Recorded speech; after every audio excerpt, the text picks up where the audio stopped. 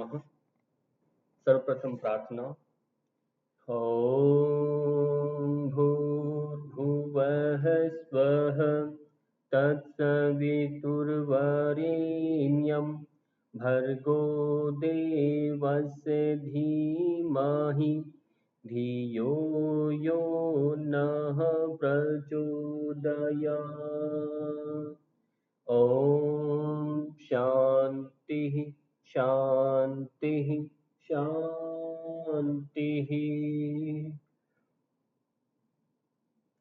सभी का कक्षा में स्वागत है और आज का विषय है ऋतंबरा प्रज्ञा का परिचय। इसको हम जानेंगे। योग दर्शन का एक बहुत इंपॉर्टेंट प्रश्न है, ऋतंबरा प्रज्ञा क्या है उसको समझेंगे। ऋतंबरा प्रज्ञा क्या है? योग दर्शन में ऋतंबरा प्रज्ञा अत्यंत उच्च कोटि की एक अवस्था है।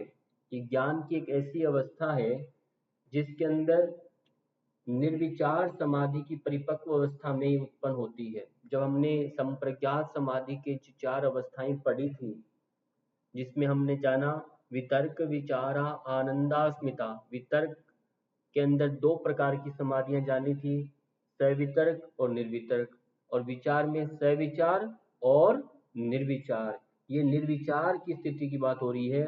निर्विचार जब समाधि उत्पन्न होती है तो उसकी परिपक्व अवस्था ऐसा ज्ञान है जो सत्य यानी रित को बोलते हैं, सत्य को धारण करता है और वस्तुओं को यथार्थ रूप स्वरूप में प्रकट करता है। यहाँ पर इन शब्दों को अर्थ को एक बार देखेंगे। रितम का अर्थ होता है सत्य, यथार्थ यानी सार्वभौमिक नियम का जो ज्ञान है, शाश्वत, जो एक्चुअल नॉलेज जिसे हम कहते हैं, यथार्थ जैसा है उसको वैसा मानना। भरा का अर्थ होता है धारण करना। प्रज्ञा का अर्थ होता है विशुद्ध ज्ञान। इस प्रकार से ऋतंबरा का अर्थ क्या बन गया कि सत्य को जो धारण करने वाली एक विशुद्ध ज्ञान है, ऐसा बुद्धि है। ये सामान्य बुद्धि नहीं है जैसे हम सोचते हैं, विचार करते हैं। ये सामान्य बुद्धि से भी एक अलग है, यानी उससे उच्च अवस्था प्रकृष्ट प्रकार का जो ज्ञान धारण कर लेती है, जान लेता है, ऐसा बुद्धि। इसकी विशेषताओं को देखेंगे एक बार। ये निर्विचार समाधि की परिपक्व अवस्था में उत्पन्न होती है। ये सत्य को प्रत्यक्ष रूप से जानने की क्षमता देती है। ये वस्तुओं का यथार्थ स्वरूप प्रकट करती है, न कि कल्पना या मान्यता। यह ज्ञान शुद्ध, निर्विकार और त्रुटि रहित होता है। ये आत्मा को सत्य के साथ एकत्व का अनुभव कराती है। इस प्रकार का ये ज्ञान है। ऋतंबरा प्रज्ञा के लाभ क्या है? सत्य का बोध सीधा होता है, डायरेक्ट आप उसको समझ पाते हैं। अज्ञान और भ्रम का इसमें नाश हो जाता है। निर्णय लेने की जो क्षमता है वह शुद्ध और सही होती है। जीवन में शांति, संतुलन और आनंद की वृद्धि होने लगती है और आध्यात्मिक उन्नति और मोक्ष का मार्ग प्रशस्त होता है। अतः ऋतंबरा प्रज्ञा का अर्थ हुआ सत्य से परिपूर्ण या सत्य को धारण करने वाली प्रज्ञा। ऐसी बुद्धि जो सत्य को धारण करती है, इसी को नाम है ऋतंबरा। ऋतंबरा प्रज्ञा की जो परिभाषा योग दर्शन में दी गई है, प्रथम पाद के 48 नंबर सूत्र में उसको देखेंगे। ऋतंबरा तत्र प्रज्ञा, ये सूत्र दिया। और उससे पहले सूत्र निर्विचार वैशारद्य अध्यात्म प्रसाद। ऐसी स्थिति जब उसको वैशारद्य जो स्थिति आती है, उसको अध्यात्म प्रसाद उत्पन्न होता है, वो प्रसाद उसको मिला। कहता है उस निर्विचार समाधि अवस्था में प्राप्त होने वाली प्रज्ञा सत्य से परिपूर्ण होती है। ध्यान से चित्र को देखेंगे, उदाहरण को। पहला है साधक ध्यान में लीन हो रहा है। आप जस्ट बैठेंगे, मन में एक विचार शांत हो जाते हैं। जो मन में जो विचार उठ रहे थे वो शांत हो गए, और जब विचार शांत हो जाएंगे तो निर्विचार समाधि की अवस्था आती है। और फिर जब निर्विचार हो जाएगा तब ज्ञान प्राप्त होता है। वह सत्य को तथा यथार्थ रूप को वह देखने और समझने की उसकी शक्ति बढ़ जाती है। और ये ज्ञान क्या करेगा? भ्रम है, मिथ्या है और संशय से परे होता है। ऐसा ज्ञान जो इस पूरी प्रकृति की सृजनकर्ता को एकदम से देख पाता है। ऐसा ज्ञान जो मानवकृत नहीं है, उससे तो बहुत ऊपर उठ जाता है वह। तो उस प्रकृति के इस पूरे सृष्टि, पूरे ब्रह्मांड के इस रहस्य को जानने का, उस को जानने की स्थिति में आ जाता है, वो अपने इस भ्रम से निकल जाता है। तो ये ऐसा ऋतंभरा का ज्ञान ये अपने आप में अचूक और अविचल ज्ञान होता है। ऋतंभरा प्रज्ञा की विशेषताएं क्या क्या हैं, इसको समझेंगे। सत्य, सत्य ज्ञान का अभिप्राय हो गया, इसमें वस्तु का वास्तविक स्वरूप जो होता है वह ज्ञात हो जाता है। एक आपका दृष्टिकोण ऐसा बन जाएगा, सामने वाले जो भी व्यक्ति है उसको देखते ही पता चल जाएगा कि ये क्या है, इसका भविष्य क्या है। यानी आप भविष्य वक्ता नहीं है, पर उसके हाव भाव, उसके चलने फिरने, उठने बैठने से, उसके आचार विचार, आहार विहार और व्यवहार से ये सब कुछ पता चल जाता है कि इसका भविष्य क्या है। क्योंकि आपका भविष्य आज के पल की जो मेहनत आप करते हैं उस पर टिका हुआ है, आपका भविष्य उस पर निर्मित है। इसलिए सत्य क्या है, इस वस्तु में वास्तविक स्वरूप ज्ञात होता है, इसमें जो भी उसके सामने है उसको तुरंत समझ लेता है। भ्रम रहित ज्ञान होता है, विपर्य की स्थिति मिट जाती है, कल्पना जो करता है संशय मिट जाता सर है। आवाज नहीं आ रही है। आई किसको नहीं आ रही और आवाज किसको नहीं आ रही?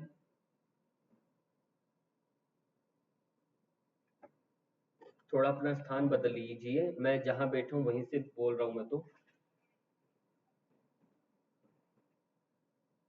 और विपर्य, कल्पना या संशय नहीं होता, इसमें संशय नहीं रहता। ये केवल बौद्धिक ज्ञान नहीं बल्कि प्रत्यक्ष अनुभूत सत्य होता है ये। अब देखिए, ये व्यवहारिक जो ज्ञान है इसे अनुभूत जन्य ज्ञान है, ये सत्य का प्रत्यक्ष आपने स्वयं ने अनुभव किया हुआ ज्ञान होता है, न कि केवल किताबें पढ़ करके बौद्धिक ज्ञान नहीं है। ऋतंभरा प्रज्ञा वह ज्ञान है जो सत्य को प्रत्यक्ष रूप से प्रकट करता है, सामने जीवन में उसमें दिखने लगता है। निर्विचार समाधि से उत्पन्न ये ज्ञान साधारण अध्ययन या तर्क से प्राप्त नहीं होता। इसलिए ऋतंभरा प्रज्ञा जो सत्य का प्रत्यक्ष अनुभव है, चित्त की परम जागृति। तो यह बात आपको स्पष्ट हो गया होगा कि जो ज्ञान है उसको समझना है। एक हम जो कहते हैं सत्य, सत्य बोलना चाहिए, सत्य का पालन करना चाहिए। अब यहाँ जो है ये रितम जो बताया, रित यानी यहाँ का इसमें सत्य है। ये सत्य कौन सा है? हम बोलते हैं आम चाल में ये सत्य, यहाँ पर कह दिया यथार्थ। यथार्थ मतलब जो एक्चुअल है, वास्तविक है, उसका ज्ञान। ज्ञान से मतलब सत्य असत्य का जो विवेक है, समझ है, उसे हम ज्ञान बोलते हैं।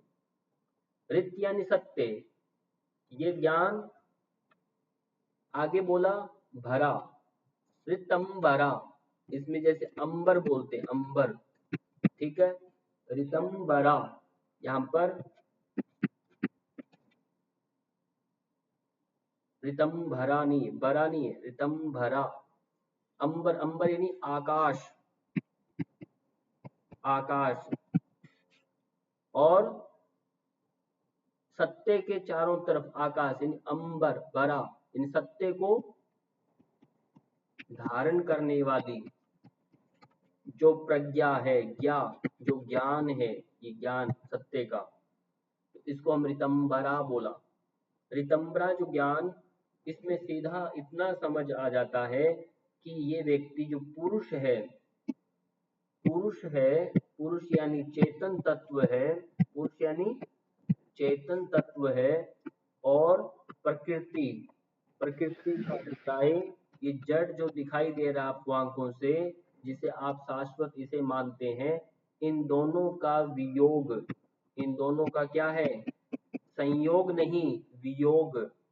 ये वियोग पकड़ में आ जाता है कि प्रकृति यानी पुरुष चेतन और प्रकृति दोनों अलग अलग है। ये जो द्वैत का जो भाव था, ये आपका अद्वैत हो जाता है, जिसमें कोई द्वैत नहीं रहता। ऐसी जब स्थिति उत्पन्न होती है तब हम बोलते हैं ये अब ऋतंबरा है, यानी इसने सत्य को जान लिया है, ये समझ बन गया। और ये समझ एक बार बौद्धिक स्तर पर नहीं होती, ये समझ जो है ये आपके बौद्धिक बौद्धिक स्तर का नहीं है मामला, ये आपका अनुभव है। क्या है ये? अनुभव स्तर पर है। तो आपके जीवन में ये आचरण में नजर आने लगता है। ऐसा जब स्थिति बनता है तब सच में आप सत्य को धारण करने वाले बनेंगे।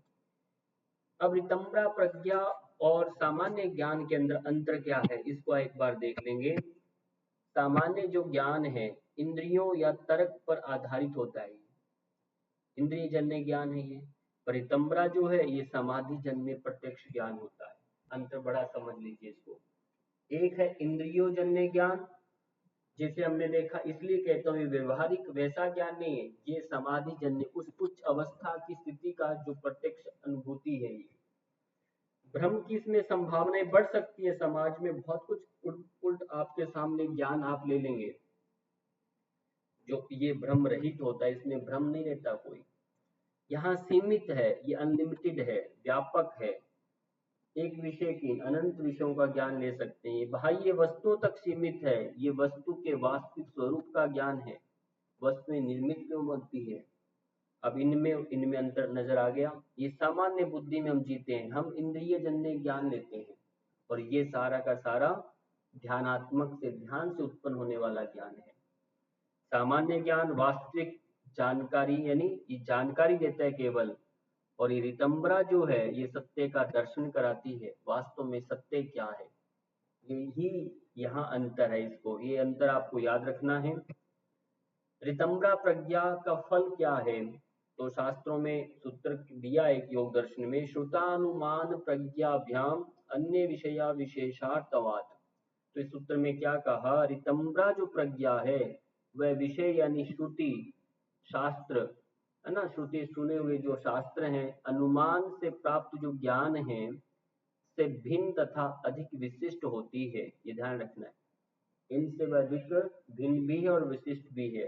अर्थात अब ध्यान दीजिए, शास्त्र कौन से, शास्त्र से प्राप्त ज्ञान सीमित हो सकता है, आप बंध जाएंगे एक ही विषय पे, आप बड़े उसको हो जाएंगे, उसको हम कट्टरता बोलते हैं, उदारता नहीं बोलते। और फिर इससे तर्क अनुमान से प्राप्त जो ज्ञान है त्रुटि की संभावना इसमें होती है। यदि तर्क से आप ज्ञान लेंगे तो उसमें भी संभावना है। रितंबरा जो है प्रत्यक्ष अनुभव से प्राप्त होने वाला जो सत्य है और श्रेष्ठ माना गया है, ये और इससे श्रेष्ठ माना गया। हम व्यवहार में तर्क को भी प्रमाण मानते हैं, शास्त्र प्रमाण मानते हैं, इन सबको हम प्रमाण मानते हैं, पर इन सब से बड़ा प्रत्यक्ष अनुभव जो होता है वो सबसे बड़ा।